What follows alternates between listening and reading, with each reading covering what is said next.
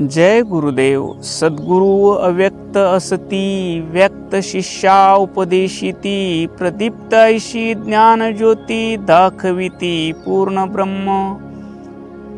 या ओवीतून संत शिरोमणी शिवयोगी मन्मथ माऊली आपल्या परमरहस्य या प्रासादिक ग्रंथातील 5व्या अध्यायातून सद्गुरुनाथाचा महिमा वर्णन करत आहेत. माऊली म्हणतात, अव्यक्त अनंत अपार असा परमात्मा सद्गुरूच्या रूपानं साकार झाला आहे. आपल्याला तो देहधारी, आपल्यासारखेच कान नाक डोळे हात पाय असलेला माणूस दिसत असला तरी तो या देहाच्या पलीकडील, देह उत्पन्न होण्यापूर्वी जे चैतन्य होतं, देह असताना जे चैतन्य आहे आणि देह सुटल्यानंतरही जे चैतन्य आहे, असं सत चित आनंद स्वरूप परमात्मा म्हणजे सद्गुरुनाथ आहेत. व्यक्त शिष्या उपदेशिती. शिष्य व्यक्त म्हणजे स्वतःचं स्वरूप विसरलेला, स्वतः परमात्मा असूनही, जन्म मरणाच्या पलीकडील असूनही स्वतःला मी देह आहे समजून जन्म मरण, सुख दुःख, मान अपमान, तहान भूक या द्वंद्वामध्ये अडकलेला जीव, अशा व्यक्त जीवावर करुणा करण्यासाठी, कृपा करण्यासाठी परमात्मा सद्गुरू झाला आहे.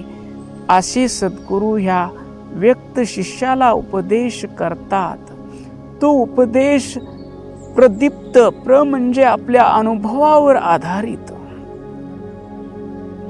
साखर गोड आहे म्हणून शुगर असलेल्या माणसानं जन्मताच शुगरचा पेशंट आहे आणि त्यानं साखरेवर डॉक्टरेट मिळवली, प्रबंध लिहिला, पुस्तक लिहिलं, अशा माणसानं साखरेचं महत्त्व सांगितलेलं वेगळं, कारण त्याचं ते पुस्तकी ज्ञान आहे, ऐकीव ज्ञान आहे.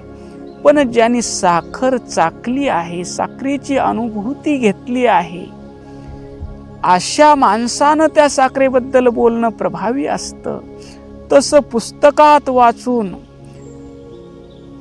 ब्रह्मज्ञानाचा उपदेश करणं आणि स्वतः त्या ब्रह्मतत्वाचा अनुभव घेणं, त्या अनुभूतीमध्ये जीवन वर्तन करणं, यामध्ये खूप फरक असतो. प्रदीप्त म्हणजे अनुभवानं तेजस्वी असलेले सद्गुरू आपल्या ज्ञानाची ज्योती जसे एका दिव्यानं दुसरा दिवा लावावं, किंवा दिवा प्रकाशताच सर्व अंधकार नाहीसा व्हावा, तसं शिष्याला उपदेश करून त्याच्या अंतरंगातलं अज्ञान दूर करतात आणि त्याला तूच पूर्ण ब्रह्म आहेस ही अनुभूती देतात. असा या ओवीचा सरळ भावार्थ आहे. आता या ओवीचं आपण आध्यात्मिक चिंतन करू. जे शब्द सृष्टीचे ईश्वर, सबरा भरीत अगोचर, निर्लेप मंगल साचार परम वंदेचे. माऊली आपल्या प्रसादात म्हणतात, जे शब्द सृष्टीचे ईश्वर आहेत, सृष्टीचे ईश्वर असलेले शब्द म्हणजे शिव, सृष्टीचे ईश्वर असलेला शब्द म्हणजे सद्गुरू. सद्गुरू म्हणजे साक्षात परमात्मा आहेत आणि ते सृष्टीचे ईश्वर आहेत. त्यांचं नाम उच्चारलं तर शिव, नाम उच्चारलं, माझे अप्पा, माझे गुरु माऊली हे नाम उच्चारलं तरीही अंतकरण शुद्ध होतं. ते नाम घेतलं की मनाला शांती मिळते, मनाला आनंद मिळतो. म्हणून माऊली म्हणतात, हे शब्द सृष्टीचे ईश्वर आहेत. ते सबरा भरीत आहेत, ते चराचरात व्यापलेलं चैतन्य आहे. पण अगोचर आहेत, ते इंद्रियाला जाणता येत नाहीत. गोचर म्हणजे दिसणे, अगोचर म्हणजे त्याला डोळ्यानं पाहता येत नाहीत. जे शब्दसृष्टीचे ईश्वर सबरा भरीत अगोचर, ते तत्व कसं आहे? निर्लेप आहे. त्याला कसलाही लेप नाही, त्याला मल नाही. अनवमल, मायामल आणि कार्मिक मलापासून सदैव मुक्त असलेलं निर्मल तत्व म्हणजे सद्गुरू आहेत. ते मंगल आहेत, पवित्र आहेत. त्यांचं स्मरण केल्या केल्या सर्व चिंता हरतात. त्यांचं रूप डोळ्यापुढे आणल्या बरोबर सर्व आमचं दुःख दूर होतं. असे ते निर्लेप मंगल साचार परम वंदे जे, ते परमानंद स्वरूप आहेत. ते सदैव आम्हाला वंदनीय आहेत. असे सद्गुरुनाथ, त्यांचं स्वरूप अव्यक्त आहे. ते निर्गुण निराकार आहेत. त्यांना आपण माणूस म्हणलो तर आपली सगळ्यात मोठी चूक आहे. ते जरी देहात दिसत असले तरीही त्यांना स्थळ काळाची मर्यादा नाही. ते चैतन्य रूपानं समस्त चराचरात व्यापलेले आहेत. आपल्या अज्ञानामुळं ते आपल्याला एका देहात दिसतात. आपल्या अज्ञानामुळं त्यांचा जन्म झालेला दिसतो, त्यांचं वृद्धपण दिसतं आणि त्यांनी देह ठेवलेला दिसतो. पण सद्गुरूचा जन्मही होत नाही आणि सद्गुरूचा मृत्यूही होत नाहीत. ते सदैव आपल्या हृदयामध्ये चैतन्य रूपानं विराजमान आहेत. आमच्या अप्पानं जरी देह ठेवलेला असला तरी अप्पा अजूनही नाम समरे त्याच्या रूप लागे पाठी. तुम्ही अप्पा म्हणून हाक द्या, ते रूप तुमच्या डोळ्यासमोर सुंदर रूप प्रकट झाल्याशिवाय राहणार नाही. भस्म भाळी भस्म लिंग गळा, शोभे रुद्राक्षाच्या माळा, धन्य धन्य ते शरीर मुखी मंत्र पंचाक्षर. असं ते गुरु माऊलीचं सुंदर रूप आमच्या डोळ्यासमोर उभं राहतं. आम्ही डोळे मिटवून अप्पाची ध्यान करू तर त्या आमच्या हृदय सिंहासनावर आम्हाला अप्पा बसलेले दिसतील. आणि डोळे उघडून जगाकडे पाहू तर ते आनंद रूपानं विविधतेनं नटलेलं विश्वरूपात आम्हाला अप्पाचं विराट स्वरूपात दर्शन होईल. म्हणून माऊली म्हणतात हे कधी साध्य होईल? आम्ही भक्ती करू, आम्ही समर्पण करू. आमचं मी पण अप्पा तुमच्या चरणावर समर्पित करू. अप्पा मी पण तुमच्या चरणावर ठेवलेला आहे. या देहाचे करते करविते तुम्हीच आहात. सर्व काही तुम्हीच आहात. डोळ्यानं जे पाहतो आहे ते तुमचं रूप आहे. कानानं जे ऐकतो आहे ते तुमचे शब्द आहेत. हातानं जे काम करतो आहे ते तुम्ही दिलेलं कार्य आहे. माझे पाये ज्या मार्गावर चालत आहेत तो मार्ग तुम्ही दाखवलेला आहे. असं आम्ही आसनी शयनी भोजनी गमनी सर्व काळ त्या अप्पाचं चिंतन करू. त्यावेळेस आम्हाला अनुभूती येईल की अप्पा सदैव आमच्या सोबत आहेत. निष्पाप बालकाला जसं आई सोबत घेऊन जाते तसं अप्पा आमचं बोट धरून आम्हाला घेऊन जात आहेत. सद्गुरू अव्यक्त असती, त्या अव्यक्त असलेलं तत्व आम्ही देहरूपात पाहिलं आणि आम्ही म्हणू लागलो अप्पा आज आमच्यात नाहीत. ही आमची सगळ्यात मोठी चूक आहे. अप्पाचा देह उत्पन्न होण्यापूर्वीही परब्रह्म स्वरूपानं अप्पा होते. त्यांनी देहातून आम्हाला त्या परमात्म्याचं दर्शन घडवलं आणि ज्ञान दिलं. गुरु जन्मतही नसतो, गुरु मरतही नसतो. गुरु हे ज्ञान स्वरूप असतो, तो आनंद स्वरूप असतो, तो सबरा भरीत असतो, तो तुमच्या हृदयामध्ये विराजमान असलेलं चैतन्य रूप असतो.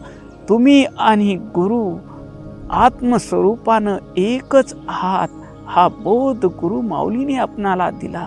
म्हणून माऊली म्हणतात सद्गुरु अव्यक्त असती. अव्यक्त म्हणजे ते होते आहेत आणि नाहीत असं त्यांच्या ठिकाणी आपल्याला म्हणता येत नाही. ते व्यक्त शिष्या उपदेशिती. आज जरी आप्पा आमचे देहानं आमच्या सोबत नसले तरीही ते प्रत्येक गोष्टीत आम्हाला उपदेश करतात. उठल्यापासून झोपेपर्यंत निरंतर आम्हाला सावध करत असतात. बाळा, हे तुझं चुकत आहे. बाळा, तू असं केलं पाहिजे. तू तिकडे जायला नको आहे. तू केलं पाहिजे. माऊली आम्हाला सांगतात. माऊली वाङ्मय रूपानं आमच्या समोर आहेत.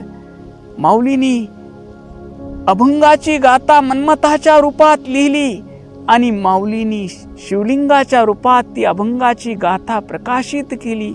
माऊली, आम्ही सामान्य आहोत. आम्हाला ज्ञान माहीत नाही, आम्हाला विज्ञान माहीत नाही. आम्ही भक्ती कशी करावी, त्यावेळेस माऊली आम्हाला भक्ताला उपदेश करण्यासाठी आमच्या भूमिकेवर येऊन सांगतात. साधन ते हेची दोन्ही, साधा तरी भक्तजनी, परद्रव्य पर नारी, याचा तू विटाळ धरी. बाळा, तुला ज्ञान विज्ञान जप तप माहीत नसलं तर काही हरकत नाही. तू इष्टलिंग पूजा कर. इष्टलिंगात सदैव गुरु माऊली विराजमान आहेत. ते माझ्या हृदयावर आहेत असा भाव ठेव. असा भाव तुझा दृढ झाल्यानंतर माझी मूर्ती तुला हृदयातही दिसेल. आणि ही लिंग पूजा करताना तू सदाचारानं केली पाहिजेस. तो सदाचार म्हणजे काय? दुसऱ्याच्या धनावर तुझा डोळा नको आहे. पर स्त्रीला तू आई समान म्हटलं पाहिजे. आमचे आप्पा मला सांगतात, स्त्री जर तुमच्यापेक्षा वयाने मोठी असेल तर तिला आई समजा. तुमच्या बरोबरची असेल तर तिला बहीण समजा. तुमच्यापेक्षा लहान असेल तर ती तुमची कन्या समजा. आणि तिच्यावर, आईवर, बहिणीवर, कन्येवर जसं निष्काम प्रेम केलं जातं तसं तुम्ही निष्काम प्रेम करा. त्या दृष्टीनं तिच्याकडं पहा. तिच्या चरणावर नतमस्तक व्हा. हा बोध आहे. स्त्रियासाठी हा बोध आहे. पुरुष जर आपल्यापेक्षा वयानं मोठा असेल तर वडिलास समान समजावा. बरोबरचा असेल तर आपला भाऊ आहे समजावा. आपल्यापेक्षा लहान असेल तर आपला मुलगा आहे समजावा. असं माऊली आम्हाला त्या अभंगातून उपदेश देतात. आम्ही जगावं कसं अशा धरुणी बोधीना, परमरशातून माऊली सांगतात. कुठलीही आशा ठेवू नकोस. आशा ठेवून कुणाला कीर्तन प्रवचन सांगू नकोस. पूजा मान इच्छिना. कुणी माझा सन्मान करावा, कुणी मला मोठा कीर्तनकार म्हणावा, कुणी मला मोठा कीर्तनकार म्हणून पदवी द्यावी, कुणी मला ज्ञानी म्हणावे, कुणी मला मोठा भक्त म्हणावे. लोकांनी माझं पाया पडलं पाहिजे. लोकांनी मला नतमस्तक झालं पाहिजे. अशी पूजा मान इच्छिना. पर स्त्रीस पाहिना कामदृष्टी कदा. आणि तुझ्याकडं स्त्री आणि पुरुष असा भेद राहिला नाही पाहिजे. चैतन्य रूपानं माझा आत्माच सर्व प्राणी मात्राचा आत्मा आहे असा तुला बोध झाला पाहिजे. ती माऊली आम्हाला आजही अभंगाच्या गात्यातून उपदेश करत आहे. ती माऊली आम्हाला परमरहस्य ग्रंथातून आचरण शिकवित आहे. आणि ती माऊली आम्हाला उठल्यापासून झोपेपर्यंत मार्ग दाखवत आहे आणि आमचं अज्ञान दूर करत आहे. माऊलीने आम्हाला सांगितलं आहे, तूच देव आहेस रे बाळा. फक्त तुझा स्वार्थ आणि अहंकार माझ्या चरणी समर्पित कर. आपल्याला आप्पाला काय द्यायचं आहे? आप्पा, मी तुमचाच आहे. माझं शरीर तुमचं आहे. माझं मन तुमचं आहे. माझी वाणी तुमची आहे. माझं मी पण तुमचं आहे. या देहाला चालवणारे चालक तुम्ही आहात असा आम्ही भाव ठेवू. त्यावेळेस आमचा अहंकार मीपणा निघून जाईल आणि केवळ ते गुरुमाऊली राहतील. गुरुमाऊली म्हणजे साक्षात शिव आहेत. माऊलीनं दिलेलं नाम शिवाय नमः शिवाय नमः म्हणता म्हणता शिवाय म्हणजे शिव नमः म्हणजे मी नाही शिव आहे, मी नाही शिव आहे म्हणता म्हणता केवळ शिव राहील. सद्गुरु अव्यक्त असती, व्यक्त शिष्या उपदेशिती. व्यक्त शिष्याला लिंग पूजा शिकवतात, आचरण शुद्ध करतात, मंत्र दीक्षा देतात. मंत्राचा जप करता करता मनाची चंचलता थांबवतात. मन स्थिर झालं की प्रदीप्त ऐशी ज्ञान ज्योती. माऊली म्हणतात ती आपल्या अनुभवानं त्याला अंतकरण शुद्ध झालं, मन स्थिर झालेल्या शिष्याला उपदेश करतात. बाळा, तू देह नाहीस, जन्म मरण हा देहाचा धर्म आहे. तू मनही नाहीस, सुख दुःख हा मनाचा धर्म आहे. तू प्राणही नाहीस, येणाऱ्या श्वासाला तू जाणतोस, जाणाऱ्या श्वासाला तू पाहतोस, म्हणजे तू प्राणही नाहीस. शरीराला तुला जाणता येतं, मनाला तुला जाणता येतं, प्राणाला तुला जाणता येतं, बुद्धीला तुला जाणता येतं. म्हणतो कनी आपण, माझं अंग दुखत आहे, माझी गाडी म्हणजे मी नाही, माझं घर म्हणजे मी नाही, माझं अंग म्हणजे मी नाही. जितकं जितकं माझं म्हणतो त्याच्यापेक्षा मी वेगळा आहे असा बोध देतात. तू द्रष्टा आहेस आणि हे शरीर दृश्य आहे असा बोध देतात. आणि शिष्य सद्गुरूच्या बोधावर उपदेशाचा श्रवण करतो, त्याचं मनन करतो. मी शिव स्वरूप आहे, मी आनंद स्वरूप आहे, मी ज्ञान स्वरूप आहे, मी पूर्ण ब्रह्मस्वरूप आहे. मला काही मिळवायचं नाही, मला काही गमवायचं नाही. मी आणि माझी गुरु माऊलीमधलं चैतन्य एकच आहे. माझे अप्पा म्हणजे विश्व प्रपंच रूपानं नटलेलं चैतन्य आहेत आणि मी ही तेच चैतन्य आहे असं पूर्ण ब्रह्मस्वरूपाचं ज्ञान सद्गुरू शिष्याला देतात. ओम पूर्णमदाह, ते पूर्ण स्वरूप आहेत. शिष्य पूर्णमिदाह, शिष्य ही पूर्ण स्वरूप आहे. ओम पूर्णमदाह पूर्णमिदम पूर्णात पूर्णमुदच्यते. आणि हे विश्व ही पूर्ण स्वरूप आहे. पूर्णस्य पूर्णमेवावशिष्यते. आणि पूर्णातून पूर्ण काढलं तरीही ते पूर्ण स्वरूपच राहतं. तू आनंदाचा सागर आहेस, तू ज्ञानाचा सागर आहेस. या देहाला जन्मताना तू पाहणारा आहेस, या देहाला वाढताना तू पाहणारा आहेस, या देहाचं मरण तू पाहणारा आहेस.